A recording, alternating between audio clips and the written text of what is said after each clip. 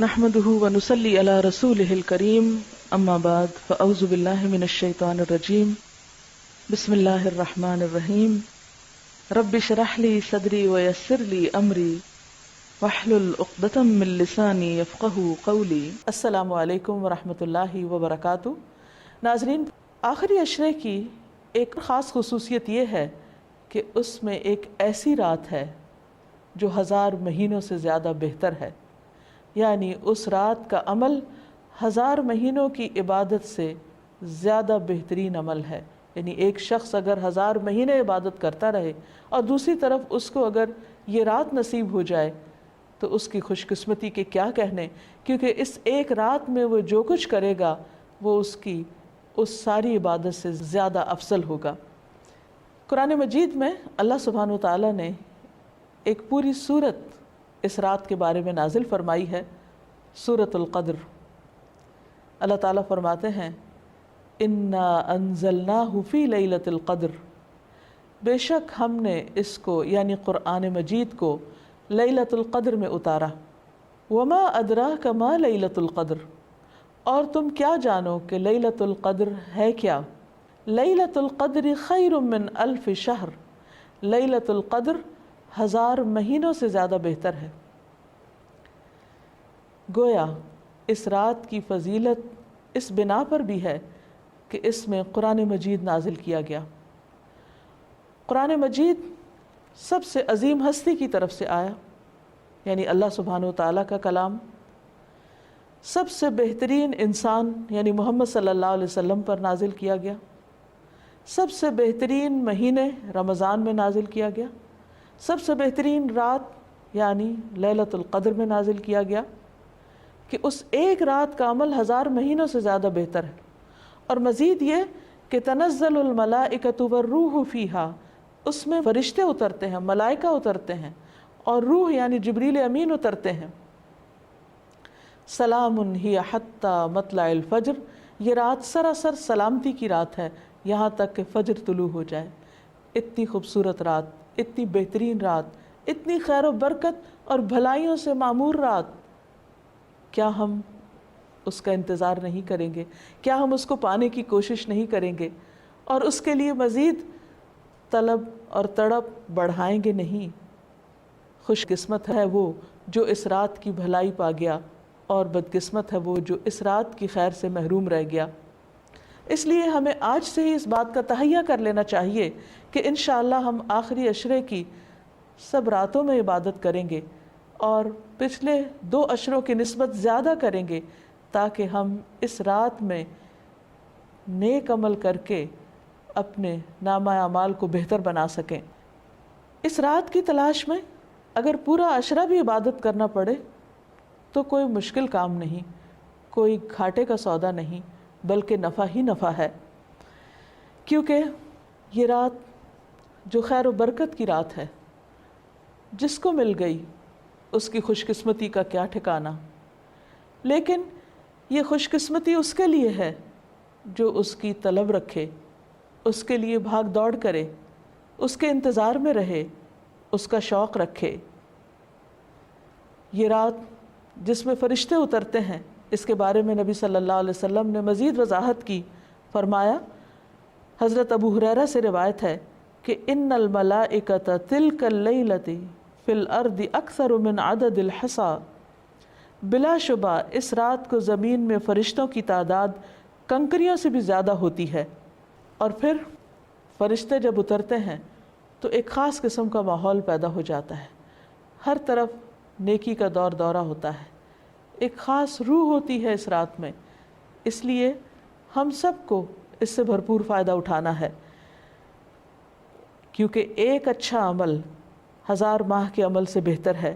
حضرت انس سے روایت ہے کہ رمضان آیا تو رسول اللہ صلی اللہ علیہ وسلم نے فرمایا، ان هذا الشهر قد حضركم وفيه ليلة خير من 1000 شهر من حرمها فقد حرم الخير كله ولا يحرم خيرها الا محروم، کہ لوگو یہ مہینہ جو تم پر آیا ہے اس میں ایک ایسی رات ہے جو 1000 مہینوں سے بہتر ہے، جو شخص اس سے محروم رہا وہ ہر بھلائی سے محروم رہا، اس رات کی سعادت سے صرف بد نصیب ہی کو محروم کیا جاتا ہے، یعنی حقیقی معنوں میں بد نصیب وہ ہے جو اس رات کی عبادت سے محروم رہے، اس رات کی خیر سے محروم رہے۔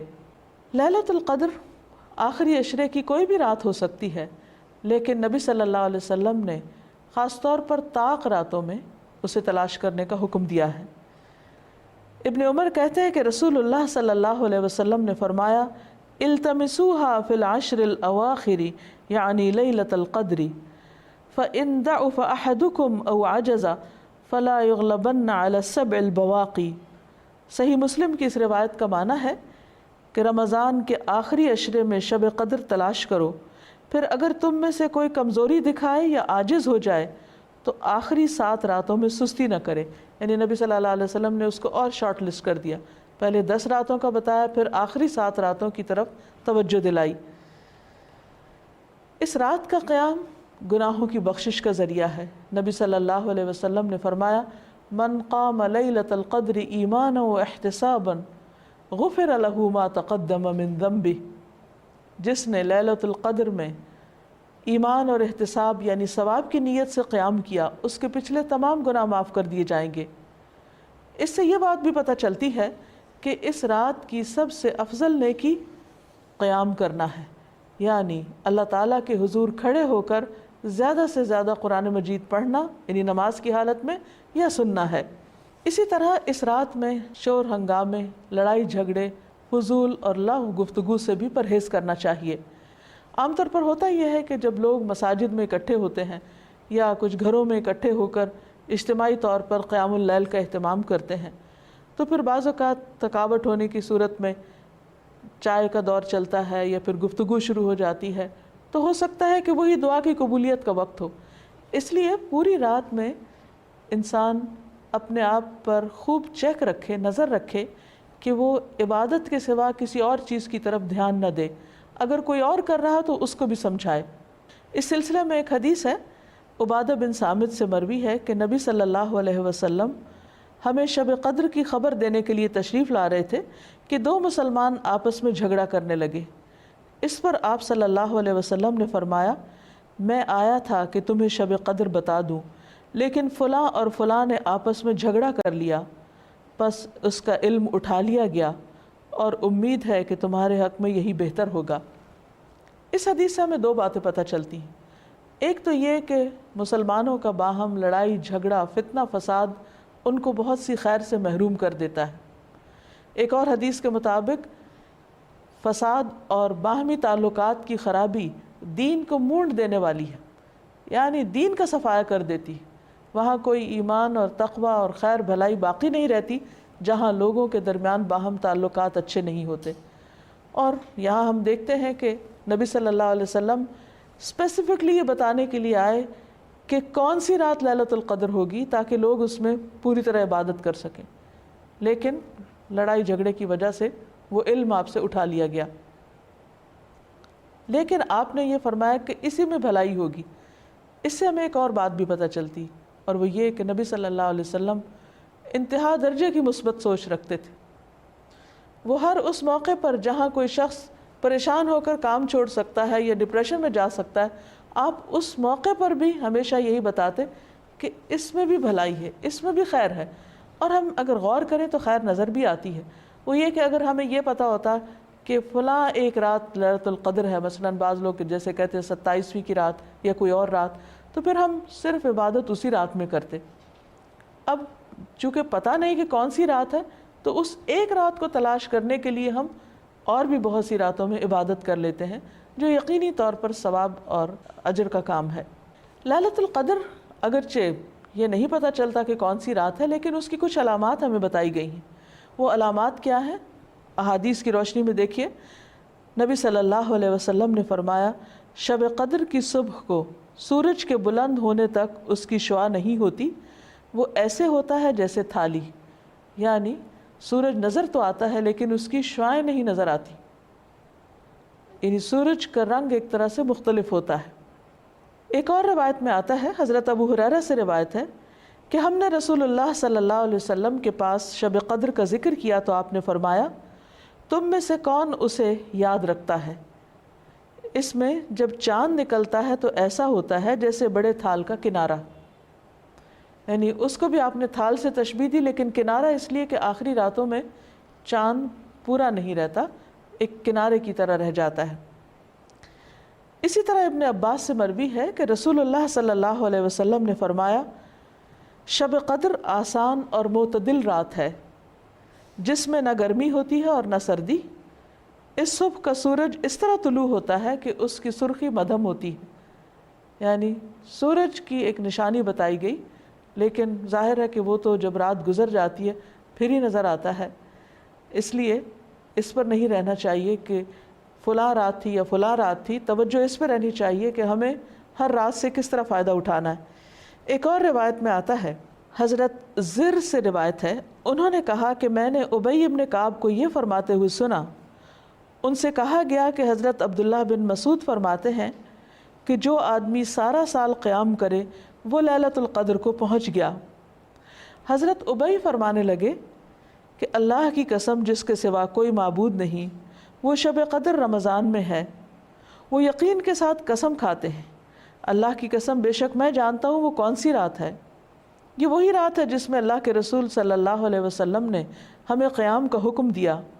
اس رات کی صبح 27 تاریخ تھی اور اس کی علامت یہ تھی کہ سورج طلوع ہوا تو اس کی سفیدی میں شعاع نہ تھی، اور یہ ہو سکتا ہے کہ اس سال 27ویں رات ہو، لیکن یہ ضروری نہیں کہ صرف 27ویں رات ہی شب قدر ہو۔ ام المومنین حضرت عائشہ کہتی ہیں کہ میں نے پوچھا، اے اللہ کے رسول صلی اللہ علیہ وسلم، اگر میں شب قدر پالوں تو اس میں کیا کہوں، یعنی کون سی خاص دعا مانگوں؟ آپ نے فرمایا، کہو اللہم انک عفو تحب العفو فاعف عنی، اے اللہ تو معاف کرنے والا ہے، معاف کرنے کو پسند کرتا ہے، بس تو مجھے معاف کر دے۔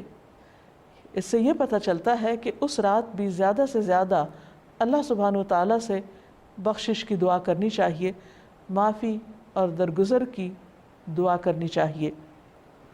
اس کے علاوہ انسان قرآن مجید کی تلاوت کر سکتا ہے، اگر خواتین نماز نہ پڑھ سکیں تو ذکر اذکار کر سکتی ہیں، تسبیحات کر سکتی ہیں، اپنی غلطیوں کی معافی مانگ سکتے ہیں ہم سب، کیونکہ اللہ تعالیٰ بندے کی توبہ سے خوش ہوتے ہیں۔ ایک حدیث میں آتا ہے کہ نبی صلی اللہ علیہ وسلم نے فرمایا، ایک آدمی گناہ کرتا ہے پھر کہتا ہے کہ اے اللہ میرا گناہ معاف کر دے، تو اللہ تعالیٰ فرماتا ہے کہ میرے بندے نے گناہ کا کام کیا اور اسے علم ہے کہ اس کا کوئی رب بھی ہے جو گناہوں کو معاف فرماتا ہے اور ان پر مواخذہ کرتا ہے، میں نے اپنے بندے کو معاف کر دیا۔ یعنی اللہ تعالیٰ اس بات سے خوش ہوتے ہیں کہ بندہ اللہ تعالیٰ سے معافی کی دعا مانگے۔ پھر اللہ تعالیٰ بخشش کا وعدہ بھی کرتے ہیں۔ رسول اللہ صلی اللہ علیہ وسلم نے فرمایا کہ شیطان نے اللہ عز و جل سے کہا، مجھے تیری عزت اور جلال کی قسم، میں تیرے بندوں کو اس وقت تک گمراہ کرتا رہوں گا جب تک ان کے جسم میں روح رہے گی، یعنی جب تک وہ فوت نہیں ہو جاتے۔ اور اللہ تعالیٰ نے فرمایا، مجھے اپنی عزت اور جلال کی قسم، جب تک وہ مجھ سے معافی مانگتے رہیں گے میں بھی انہیں معاف کرتا رہوں گا۔ یعنی اللہ تعالیٰ کو معاف کرنا پسند ہے، اس لیے خصوصی طور پر لیلۃ القدر میں اپنے گناہوں کی معافی مانگنی چاہیے، کیونکہ اس میں قبولیت کی گھڑیاں ہوتی ہیں۔ اور استغفار کا فائدہ یہ بھی ہے کہ انسان عذاب سے محفوظ رہتا ہے۔ قرآن مجید میں آتا ہے کہ اللہ تعالیٰ ان کو عذاب نہیں دیں گے جب تک وہ استغفار کرتے رہیں گے۔ کوئی بھی انسان یا قوم اپنی کوتاہیوں، غفلتوں، گناہوں کی وجہ سے اللہ تعالیٰ کو ناراض کر دیتی ہے، لیکن اللہ تعالیٰ رب الرحیم ہیں، غفور الرحیم ہیں، وہ اپنے بندوں کو معاف کر دیتے ہیں۔ لہٰذا اس موقع پر ہمیں انفرادی توبہ کے علاوہ اجتماعی توبہ بھی کرنی چاہیے۔ قرآن مجید میں اللہ تعالیٰ فرماتے ہیں، وَتُوبُوا إِلَى اللَّهِ جَمِيعًا أَيُّهَا الْمُؤْمِنُونَ، اے مومنو سب مل کر اللہ سے توبہ کرو، اللہ تعالیٰ معاف فرمانے والا ہے، خواہ انسان کے گناہ آسمان کی بلندیوں تک ہی کیوں نہ پہنچ جائے۔ اور آپ صلی اللہ علیہ وسلم نے یہ بھی فرمایا کہ جو آدمی یہ بات پسند کرتا ہے کہ اس کا اعمال نامہ اسے خوش کر دے تو وہ کثرت سے استغفار کیا کرے۔ ایک اور روایت میں آتا ہے، خوشخبری ہے اس کے لیے جو اپنے نامہ اعمال میں بکثرت استغفار پائے۔ اللہ تعالیٰ سے دعا ہے کہ اللہ تعالیٰ ہمیں یہ رات نصیب فرمائے اور ہمارے گناہوں کی بخشش فرما دے اور اپنی رحمتوں کا نزول ہم سب پر کرے۔